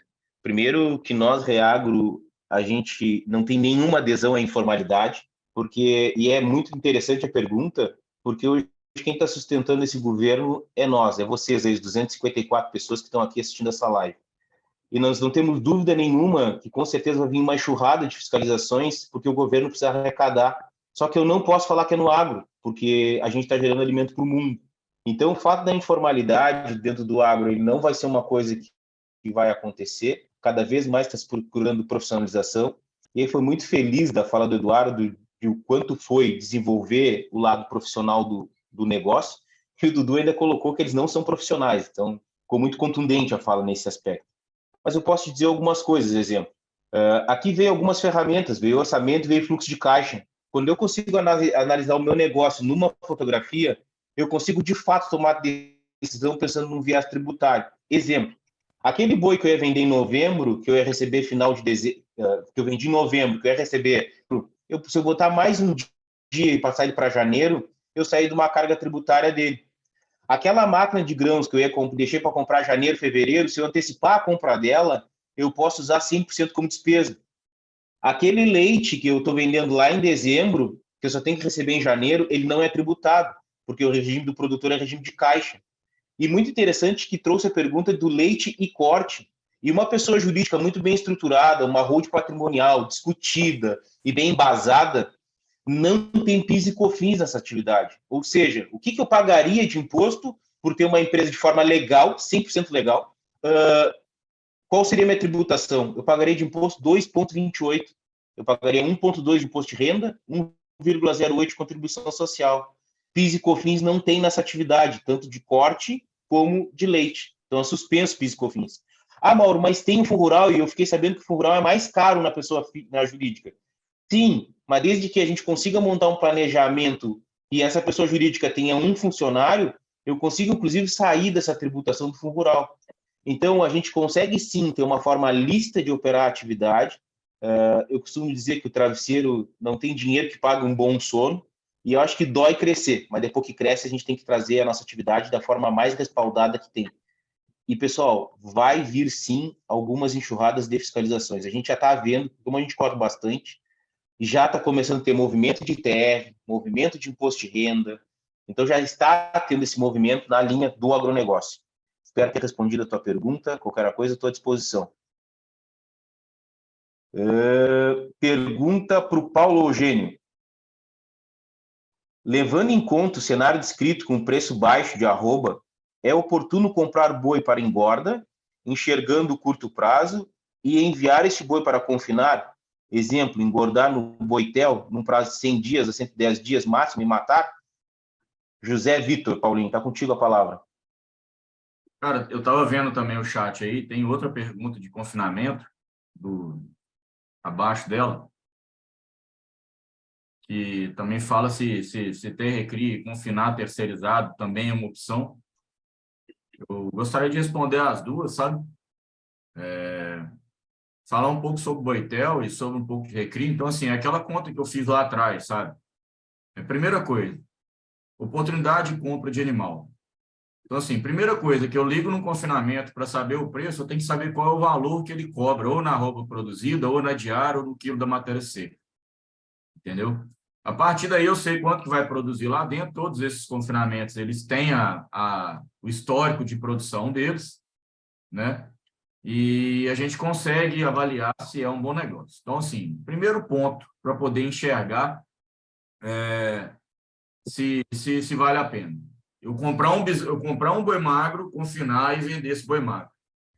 Primeiro ponto, eu tenho que saber o valor do ágio, né? O que é o ágio? É a diferença do preço da arroba do boi magro para o boi gordo. Então, assim, se você pensar no momento atual momento hoje, nós estamos comprando um boi magro no mesmo preço da arroba de um boi gordo. Entendeu? Se eu tenho um custo de produção abaixo do preço da arroba, tá certo? Eu tenho margem nessa operação. Ok? Agora, se eu compro um boi magro muito acima do preço da arroba de um boi gordo, entendeu? Eu preciso pagar esse ágio, que é a diferença desse valor na hora de vender as arrobas, tá certo? E eu tenho um custo de produção dentro do confinamento, entendeu? Que ele não paga essa diferença, para mim passa a ser uma operação desinteressante. Mas hoje nós estamos vivendo no cenário que? No cenário que nós estamos fazendo a reposição mais ou menos no mesmo preço. O ágio ou está muito próximo, né, do valor da arroba do boi gordo, ou ele está inexistente, né? Então, assim, existe uma oportunidade nessa operação. Outra coisa importante também, na hora que a gente vai aproveitar essas operações de boitel, né, que é o seguinte, muitas vezes, o pecuarista ele tem a aptidão de produzir gado a pasto. Então, assim, vou falar assim, a força ou a experiência dele conduziu ele para ser eficiente em produzir o gado a pasto. E na hora que você começa a trabalhar com operação de confinamento, aí tem toda a construção da estrutura, maquinário, compra de insumo, entendeu? Você começa a entrar, apesar de ser a mesma atividade, nós estamos falando da atividade corte, né? Ela passa a ser uma atividade um pouco mais industrial, né? Você tem que comprar o insumo, fornecer o insumo, né? Você tem que ter toda a logística de distribuição, a operação ela tem que ser bem feita, você tem que ter eficiência na produtividade ali dentro dos animais, entendeu? Então, muitas vezes, a operação boitel ela pode ser muito interessante para aqueles caras que terminam o gado a pasto, então ele fez uma arroba barata no pasto, ele quer terminar, colocar uma carcaça de qualidade nesse animal e garantir a venda, entendeu? E muitas vezes eu enxergo assim, essas operações de boitel, sabe? Esses caras são muito profissionais, então, assim, esses caras eles sempre trabalham com trava, com mesa operadora, com valor de venda acima do valor do mercado, entendeu? Primeiro, porque os caras trabalham com um volume muito interessante, entendeu? Então, eles têm muita arroba para vender e isso atrai o frigorífico, o que ajuda na escala, né? Isso aí garante a escala do frigorífico. E outra coisa, os caras estão negociando todo dia, o cara tem profissional de venda de arroba, o cara tem um cara de mesa operadora que trava os valores, entendeu? Para garantir uma margem mais alta. Então, eu acho muito interessante essa operação. Não que o cara não possa ter isso dentro da fazenda, entendeu? Ele pode, tá certo? Mas eu vejo uma coisa, o que você é bom? Você é bom de recria? Eu sou bom de recria e não sou bom de engorda. Terceiriza a engorda, entendeu? Ou vende boi magro. Eu sou bom de recria e bom de engorda, eu só não sou bom na venda. Então, assim, seja profissional na venda. E uma coisa que o Dudu falou, que eu queria me posicionar também, e falar que é o seguinte, cara, você não precisa acertar o melhor preço, mas na negociação você precisa ter margem, entendeu? E eu nunca vi um cara falar, eu quebrei porque minha margem era pequena. Não, você quebrou porque não tinha margem. Ou então você teve um problema de caixa, né? Agora, margem pequena não quebra ninguém, cara. Garantiu, bateu a meta do que você gostaria de recebimento, é o EBITDA que o Mateusão fala lá, né? Bateu os 15%, 20%, 30%. Qual que é a meta? Bateu, realiza. Não fica esperando mais não, por quê? Porque toda vez que você espera, você entra no risco, né? Então, assim, eu vejo que a gente precisa ser profissional na venda. A gente precisa aprender isso. Inclusive, até quero puxar um gancho aqui. Dia 7 agora, nós vamos ter o webinar do corte. Nós vamos estar falando exclusivamente sobre o mercado financeiro.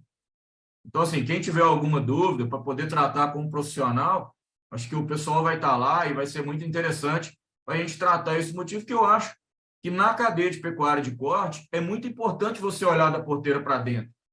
Mas você não pode esquecer da porteira para fora. Entendeu? E isso não é só na pecuária de corte, isso é no grão, isso é no café, isso é no leite, entendeu? Porque você precisa garantir sua margem. Bom demais, Paulinho. Rafael Águido. Bom demais. Realmente, pessoal, acho que o momento está muito rico. Eu estou aqui nos bastidores como telespectador e a gente está cumprindo aí com o compromisso de entregar o que a gente tem feito na prática, né? E no caso do Dudu, tem sofrido na prática, né, Dudu, como vidraça aí, como produtor, então, muito legal, pessoal. Mas eu queria dar 2 recados muito rápidos, inclusive como oportunidade para vocês, acho que total link com o que está sendo discutido aqui hoje, né? Primeiro, agradecer aí as quase 300 pessoas que já estiveram conosco durante essa primeira hora, e a gente ouviu hoje aqui o quanto a gestão vai nos ajudar nesse momento, né? Ter clareza dos números, um planejamento bem executado, né? Isso vai fazer toda a diferença num momento como esse. E o REAC está trazendo algumas oportunidades na área de ensino. Uma delas, inclusive, é a nossa primeira graduação tecnológica em gestão do agronegócio. Vai ser a nossa primeira turma, o Reagro aí estreando nos cursos de graduação. A gente fez esse curso muito preocupado em formar pessoas, jovens, sucessores, ou pessoas que queiram entrar no agro, já estão em situação de destaque aí na carreira, preparando elas para entregar os resultados que foram discutidos aqui hoje. Nós falamos muito em caixa, em orçamento, em gestão de pessoas, muito bem dito pelo Dudu, mas nós estamos preocupados em formar um grupo, uma legião de pessoas que realmente consigam apoiar, né, nesse tracionamento aí do agro brasileiro. Então, quem tiver interesse em ter conhecimento aplicado, focado na parte de finanças, pessoas, marketing, mercado, e com a nossa essência, né, muito ligada a esse curso, que é a mão na massa, né? Então, a oportunidade de interagir com profissionais de empresas de destaque no mercado, com consultores do nosso time, que serão professores e tutores desse curso. Então, para quem está procurando uma graduação com foco no agro, segue aí uma baita oportunidade. A turma está confirmada, começa na próxima terça-feira. Serão encontros online ao vivo à noite, às terças e quintas, e alguns encontros presenciais em polos distribuídos no Brasil, uma graduação aí com 2 anos e meio de duração. E agora uma ótima oportunidade, aproveitando o momento aí do primeiro webinar do ano, turma confirmada, nós estamos disponibilizando 2 bolsas de 50%. A Raquel está de plantão, o telefone dela está na tela e o link do WhatsApp dela está no chat. Bom, a Bárbara vai colocar agora nesse momento. As 2 primeiras pessoas que interagirem e realmente se matricularem terão esse baita benefício aí, comemorando, inclusive, nosso primeiro webinar do ano, ok? E agora, as outras 2 oportunidades para quem quer atuar ou aprimorar ferramentas de gestão.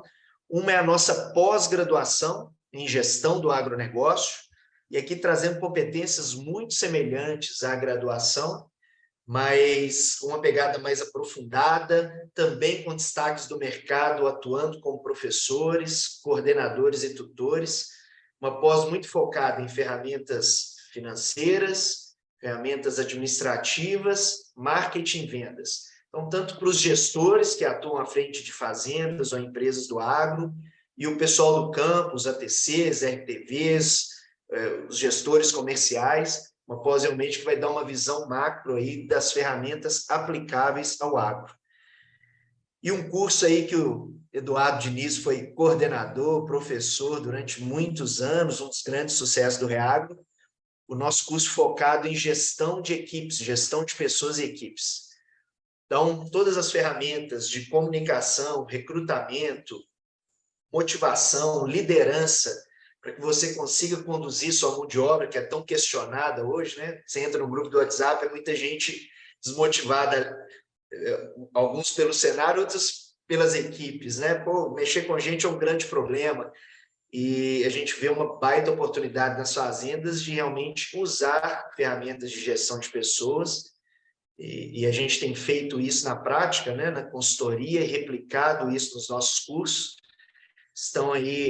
Está aí também uma baita oportunidade para quem está à frente aí de equipes de trabalho em fazendas e empresas. Os cursos de gestão de pessoas e após em gestão do agronegócio serão conduzidos aí pelo Arthur. O telefone dele está na base da tela, e também o link do WhatsApp no chat. Quem quiser falar com ele, é só clicar. E para finalizar, pessoal, trazer para vocês aí, para quem ainda não conhece o 3R Lab, né, o laboratório de diagnóstico do Reagro, para pessoal de lavoura, ou focado em pastagem, né? O 3R Lab hoje é um dos maiores laboratórios brasileiros. O Reagro buscou nos Estados Unidos aí uma fusão com um dos maiores laboratórios do mundo. É o único laboratório com certificação americana e várias outras certificações na área de solos, foliares, análise de alimentos, com 3 unidades no Brasil. Para quem tiver interesse em mais informações, contato da Luana, para quem está procurando aí análise de solo, análise de forragem, análise de alimentos, milho, soja, caroço de algodão, minerais, segue aí uma baita oportunidade. As pessoas que interagirem com a Luana hoje, fizer a primeira análise com 3R, também tem 50% de desconto, e quem já é cliente 3R tem uma condição especial com a Luana. Então, um presente aí para os participantes do webinar, contato da Luana também no chat, ou através do número aí do rodapé. Tá bom? Ô, Rafael, vale para quem estava participando aqui da mesa redonda também, ou não? Dudu, no seu caso, não, porque quem é da equipe não teria essa condição, não. Mas podemos negociar amanhã. Senão o Matheus vai querer também, o Paulinho vai estar com as áreas de pasta aí do Mato Grosso, aí vai complicar aqui nossa meta. Estou com as amostras aqui em casa, aqui na geladeira. Você falar... Começa com a Luana aí, Matheus. Ela vai te atender. Bom demais, turma. Obrigado pelo momento, tá? Tá ótimo, o pessoal realmente trazendo bons feedbacks. Boa conclusão aí de webinar para todos. Obrigado, Mauro. Rafael, só um minutinho. Perguntaram aqui no grupo sobre o webinar do dia 7 que o Paulinho comentou, se você quiser falar rapidamente. Positivo, pessoal. O Paulinho trouxe hoje, pensando nos cenários, né, a questão do ciclo da pecuária, os preços em baixa, e a questão do mercado internacional, a China voltando a comprar. Então, hoje ele citou esses pontos como fiéis da balança aí do preço da arroba dos próximos meses, e nós vamos trazer para uma discussão mais profunda no webinar da próxima terça-feira. E aí a Bárbara também vai compartilhar no chat para quem atua com gado de corte, quer entender um pouco desse cenário para tomar as decisões aí no planejamento do ano. Quem já quiser se inscrever, o link vai estar disponível no chat. Vai ser um prazer enorme. Nós vamos estar contando com um especialista da área de mercado e com o Paulinho discutindo a interface aí mercado e fazenda, né, porteira para dentro, como essa questão do ciclo da pecuária e o mercado, a exportação, a volta da China, vão impactar aí nas decisões do ano. Então, estão mais do que convidados para o webinar da próxima terça-feira, tá ok? Mauro, Dudu, Matheus, Paulinho, com vocês. Obrigado. Maravilha. Tem uma pergunta aqui que está direcionada para os três, eu vou fazer a leitura. E aí, Matheus, pode tu puxar respondendo e pode se complementando com o Paulinho, com o Dudu. A pergunta é do Rafael Braga. Vocês acreditam que, neste momento, além de aumentarmos a eficiência no tocante à gestão e nutrição, é fundamental aliarmos a essas duas questões o aumento na pressão de seleção genética de animais para a produção leite e carne, uma vez que uma gestão e nutrição eficiente direcionadas a animais de potencial genético limitado certamente não trará resultados positivos. É hora de passar os animais da propriedade na peneira fina? Quem fez essa pergunta foi o Rafael Braga, Matheus. Fala, Rafael. Beleza. Então, eu acredito que a gente tem trabalhado nessa questão de melhoramento genético bem junto com a evolução do sistema, né? Então, a gente viveu aí, pelo menos nessa última década, aí, bastante evoluções no sistema de confinamento, né? Então, muitas pessoas trabalhando desde já desse momento de que tomou a decisão de confinar, de investir em genética, né? Talvez se o cara tem uma instalação que limita ou uma nutrição não adequada, não faça tão sentido, né? A resposta não vai vir, a gente não vai ter a resposta que a gente queria, né? Então, hoje, nas fazendas que já tem muito organizada a questão de manejo, de instalação, de reprodução, né? A genética tem sido, sim, um limitante, né? Principalmente sistemas de confinamento aí. Então, há uma preocupação muito grande. Hoje a gente já tem muita informação aí vindo de provas genômicas, né? A gente consegue fazer dentro da fazenda e a gente enxerga aí os principais indicadores trazendo diferença de produtividade ou de desempenho, né? Então, PL, lá falando as siglas aí do melhoramento do bovino de leite, né?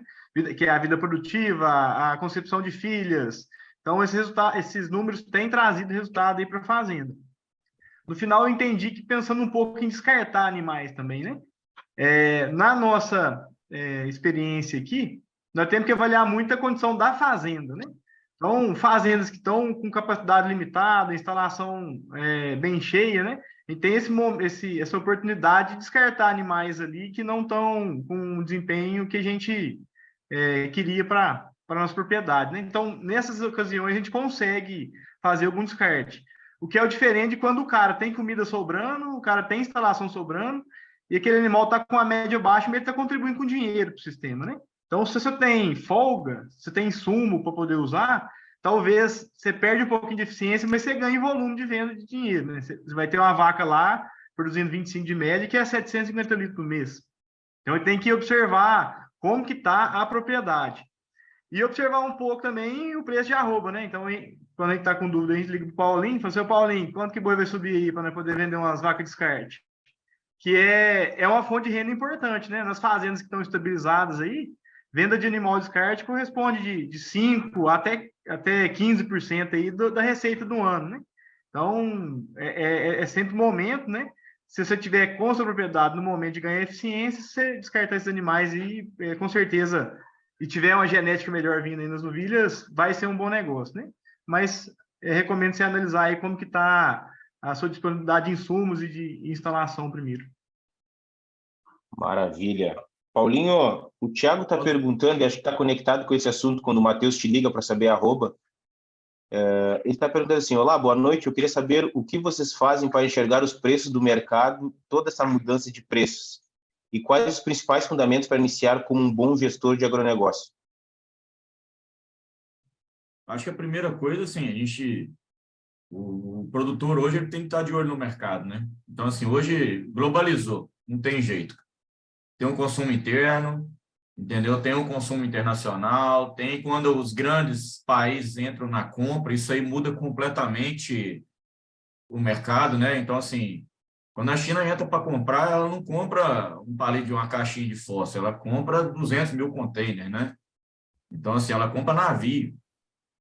Então, muda completamente. E, assim, aí você começa a ver guerra, Ucrânia e Rússia atrapalhando, porque o insumo não vinha, o milho também não foi produzido, diminuiu a produção, então desabasteceu o mercado, aí o Brasil tem que entrar repondo esses estoques. Então, eu enxergo assim, o mercado você tem que estar de olho todo dia, cara. Todo dia a gente tem que estar lendo, todo dia a gente tem que estar dando uma olhada no dólar, como é que está, porque ele influencia, principalmente porque todo o negócio hoje é feito internacional, é taxado no dólar, né? Então, tem muita relação. O dólar cai, o preço da soja cai, a arroba cai, o dólar sobe. Então, sempre tem alguma influência, né? E a gente tem que ficar olhando. Outra coisa, assim, fica de olho na B3, importante, para a gente poder começar a prever. Tem bons consultores hoje nesse mercado aí que podem nos apoiar, tomar boas decisões. Então, acho que a primeira coisa, cara, é estar perto de gente boa. Quando você está perto de gente boa, tem muita informação interessante, sabe? Agora, falando em indicador, eu queria complementar um pouco também do que o Matheus falou. Eu falei uma frase lá atrás, eu queria arrumar ela, tá? Eu falei que indicadores OTEX têm relação com faturamento, né? Porque independente se você está produzindo pouco ou muito, uma hora você vai vender. Isso aí não tem para onde você correr, né? Agora, a eficiência dos indicadores ele está relacionado ao lucro. Tá certo? Então, você ter bons indicadores, isso está relacionado ao lucro. Então, na hora que você fala assim, boi bom, o que é um boi bom? É que tem conversão boa, é que come pouco e produz muito, entendeu? Agora, isso é um negócio interessante. Então, assim, você tem uma comida que você coloca para aquele animal, esse animal ele pode produzir 1 quilo ou 1,5 quilo. O que vai diferenciar isso? Primeiro, seu manejo. Segundo, potencial daquele animal, entendeu? E não é só genética. Na hora do lugar de corte, a gente vê que tem duas influências. Você tem genética e você tem também um negócio que chama programação fetal, que é o momento que esse animal nasceu, entendeu? Se ele passou fome ou não na barriga da mãe. Então, isso também tem influência. Então, por isso que muitas vezes quando a gente fala assim, comprar um bezerro bom, o que é um bezerro bom? Não é só um bezerro de genética, é um bezerro de genética bem nascido. Entendeu? Tem muitos dados hoje que a gente vê hoje em confinamento, em recria, que a gente vê que os animais bem nascidos, eles desempenham muito melhor que animais mal nascidos. Então, assim, não é só ter boa genética, é ter bom manejo, certo? É colocar os animais para nascer no momento certo. É pegar esses animais, não deixar passar fome nunca. E aí, trabalhando ele, né? Manejo, corrigindo operação dentro do negócio.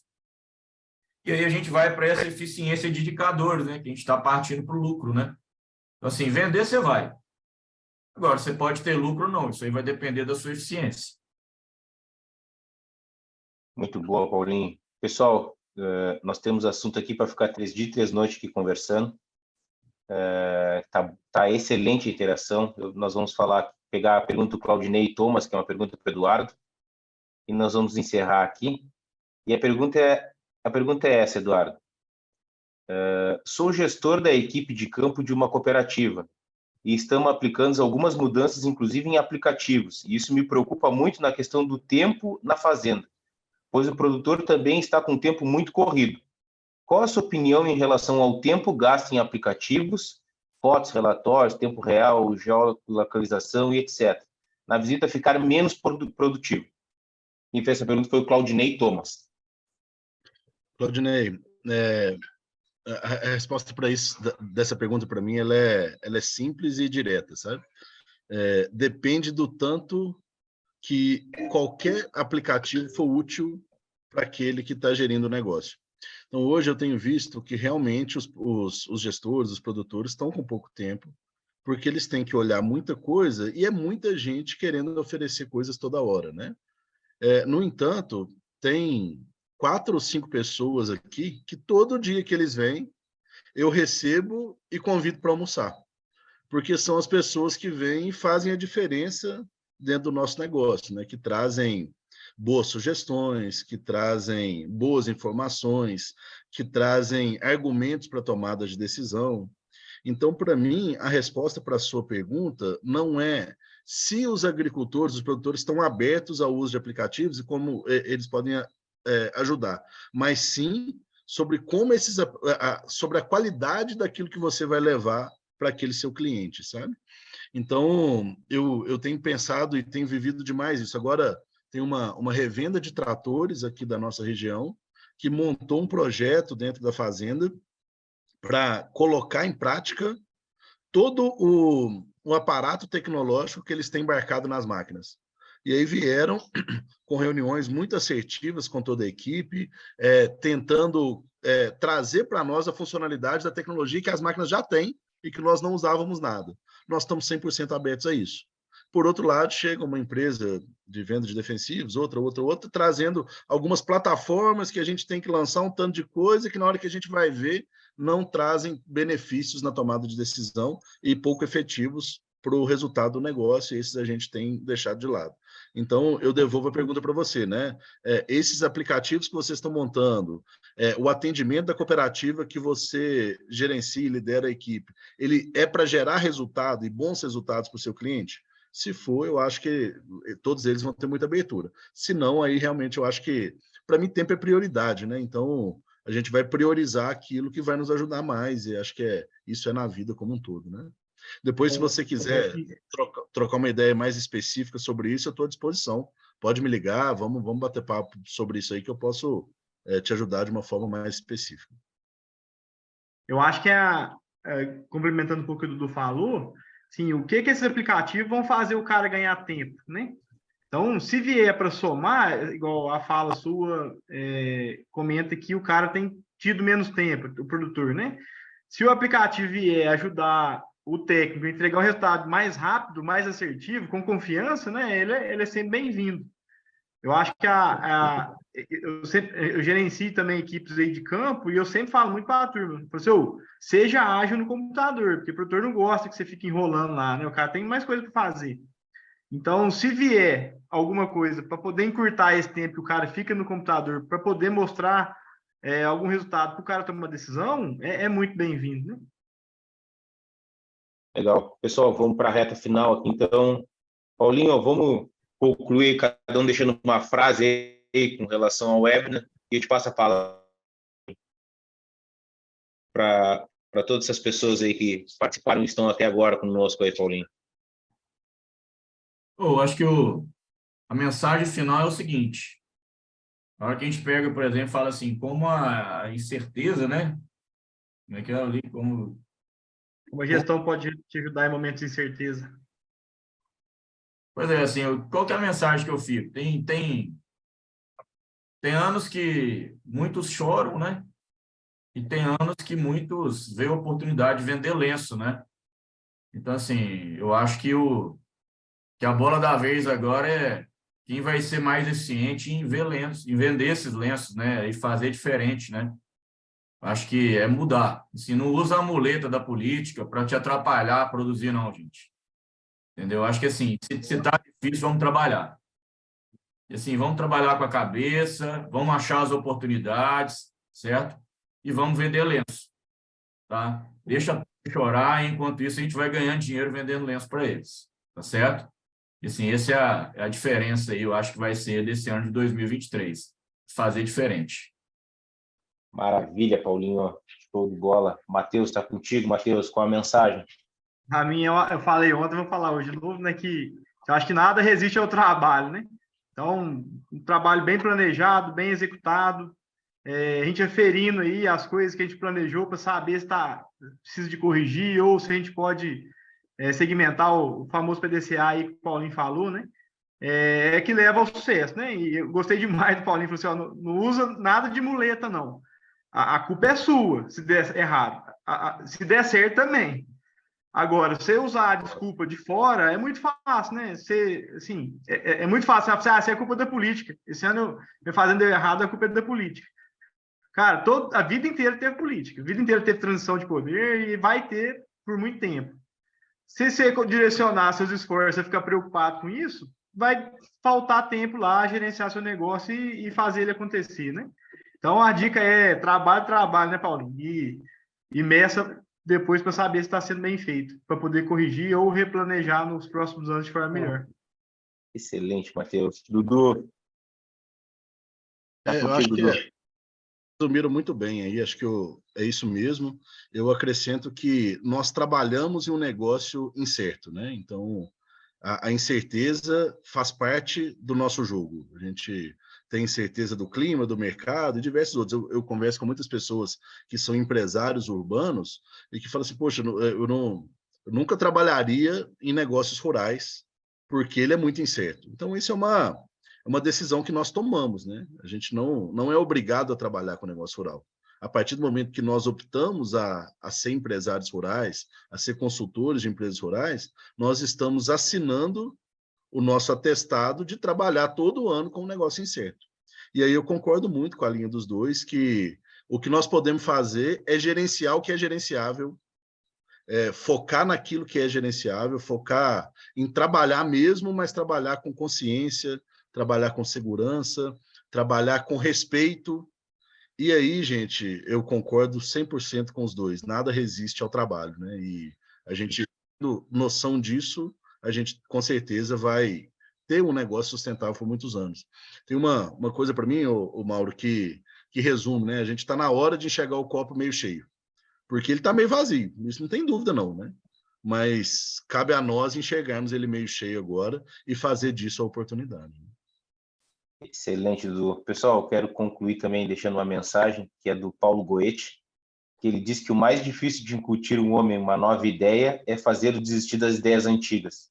Então, acho que é a gente ir para frente, encarar a gestão como gestão, enxergar, trabalhar com profissionalismo e remangar e vamos trabalhar. Estou muito alinhado com a fala de todos.